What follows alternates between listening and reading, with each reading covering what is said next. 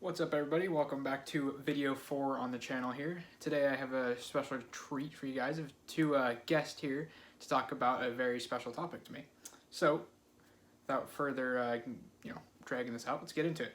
Everybody's seen the lowered cars driving around, super low to the ground, can't drive over speed bumps, can't go anywhere, that's got a steep entrance, things like that. Well, today I've brought in two experts that are going to explain whether you should or should not lower your cars. So I'll turn it around here to my friends Downforce Dan and Lifted Larry to explain to you whether or not you should or should not lower your car. What's up everyone, the name's Downforce Dan. Kyler has called me here today to give you guys the reasons why you should lower your car. So for starters, the cornering ability is immaculate. You gain cornering ability by lowering your car. The first reason for this is center of gravity.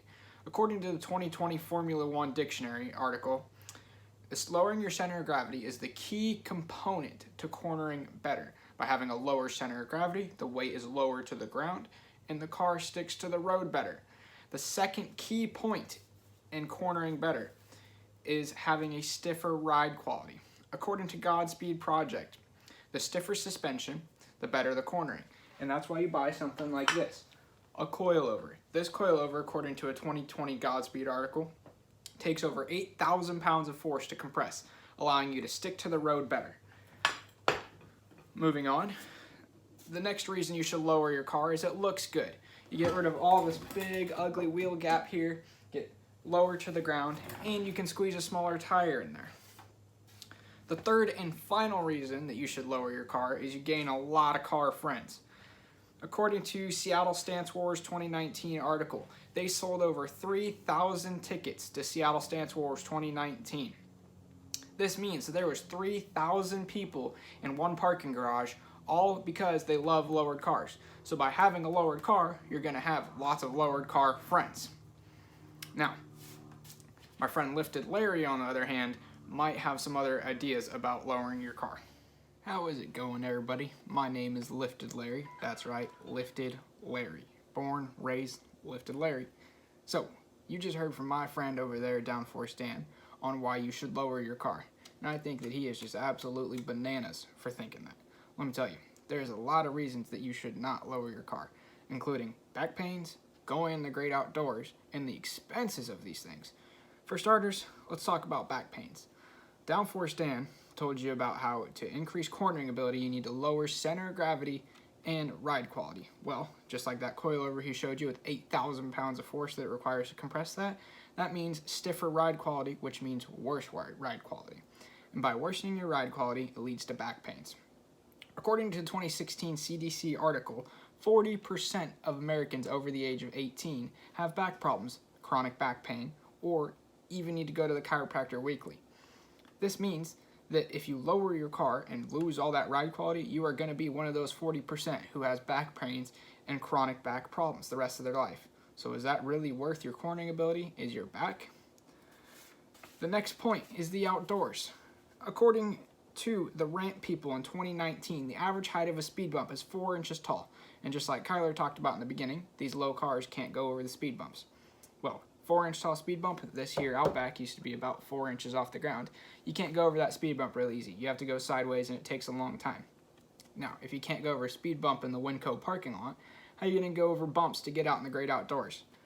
According to the Heart.org in 2018, being outdoors helps with stress, fatigue, and overall boosts your mood. So if your car is low, you're not going to be able to go out in the outdoors. Go up Uptanum, Menashtach, or hang out in the hills over in the Berg.